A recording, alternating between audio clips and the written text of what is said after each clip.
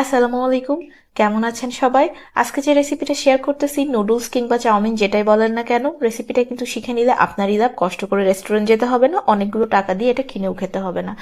আর বাসায় বানালে না, নিজের মতো করে জিনিসপত্র বেশি দিয়ে বানানো যায়, সেটা আরো বেশি মজা হয়। যাই হোক, রেসিপিটা কিন্তু খুবই সিম্পল। চলেন আমরা এখন রান্নাতে চলে যাই। আমি এখন একটা কড়াইয়ের মধ্যে আগে থেকেই পানি গরম করতে দিছিলাম। এর মধ্যে একটু স্বাদ মতো লবণের একটু তেল দিয়ে দিলাম। এখন আমি নুডলসটা সেদ্ধ করে নিব ভালো করে। এটা কিভাবে সেদ্ধ করতে হয় আমরা মোটামুটি সবাই জানি, এত ডিটেলস বলার কিছু নাই। সেদ্ধ হয়ে গেলে আমি এটা ঠান্ডা পানি দিয়ে ধুয়ে রেখে দিব। আচ্ছা, এখানে বাটিতে একটু 2 টেবিল চামচ মতো টমেটো সস দিয়ে দিলাম।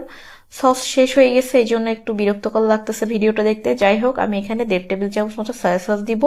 নুডলসের সাথে যে মশলা দেয় সেটা 1 প্যাকেট দিয়ে দিলাম। এখানে 1 প্যাকেট স্বাদে ম্যাজিক আছে ম্যাগির, ওইটা দিয়ে দিলাম। এখন আমি দিয়ে দিচ্ছি আরো 2 প্যাকেট টমেটো সস, কারণ এখানে একটু টমেটো সসটা একটু বেশি লাগে।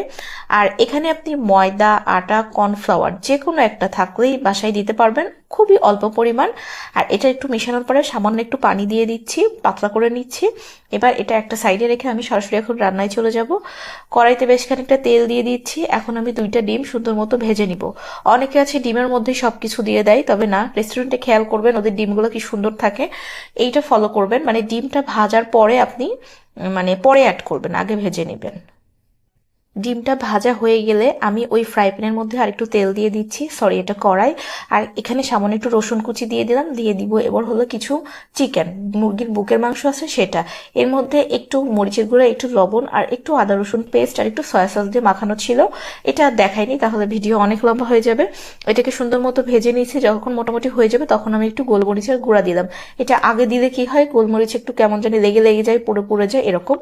মুরগিটা ভালো করে ভাজা হয়ে গেলে কাঁচামরিচ, গাজর আর ক্যাপসিকাম আর একটু পেঁয়াজ দিয়ে দিলাম। এটাকে কিন্তু খুব বেশি ভাজা যাবে না, পেঁয়াজটা নরম হয়ে গেলেই বাকি যা কিছু দিয়ে দেওয়ার দিতে হবে। এটা বেশি ভাজলে কিন্তু রংটা নষ্ট হয়ে যায়। আচ্ছা, এরপরে আমি সেদ্ধ করা সেই চাউমিনটা দিয়ে দিব। এরপরে চুলার আঁচটা লো থেকে মিডিয়াম দিয়ে সেই সস যেটা বানাই রাখছিলাম সেটা দিয়ে দিলাম।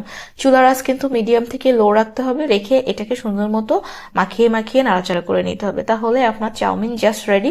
আপনি চাইলে এখানে একটু ধনিয়া পাতা, আবার লাস্টে একটু চিলি ফ্লেক্স, একটু গোলমরিচের গুঁড়াও দিয়ে দিতে পারেন। আমি একটু স্পাইসি লেভেলটা কম রাখছি, কারণ আমার বাচ্চা আছে। আচ্ছা, এখন কিন্তু আমি ভাজা ডিমটা দিয়ে দিলাম একদম বলতে গেলে নামানোর লাস্ট মুহূর্তে। এখন আমি এটাকে জাস্ট সার্ভ করে নিব। চেহারাটা দেখতে পাচ্ছেন রেস্টুরেন্টের মতোই দেখা যাচ্ছে, টেস্টও কিন্তু খুবই ভালো হয়। বাসায় একবার অবশ্যই রেসিপিটা ট্রাই করবেন। আর কে কোথা থেকে আমার রেসিপি দেখছেন অবশ্যই একটু কমেন্ট করে জানাবেন। আর যদি সত্যিই রেসিপিটা ভালো লাগে তাহলে নিজের টাইম লাইনে একটু শেয়ার করে দিতে পারেন। আমি কিন্তু কোনো প্রফেশনাল শেফ না, আমার রান্না বান্নায় ভুল ত্রুটি থাকতেই পারে। আপনাদের চোখে যদি সেগুলো একটু ধরা পড়ে, টুকটাক বলে দিবেন, তাহলে সেটা থেকে আমি একটু প্রোগ্রেস করে নিব। যাই হোক, রেসিপিটা যদি ভালো লাগে অবশ্যই বাসায় একবার ট্রাই করবেন। আবার আসবো। আল্লাহ হাফেজ।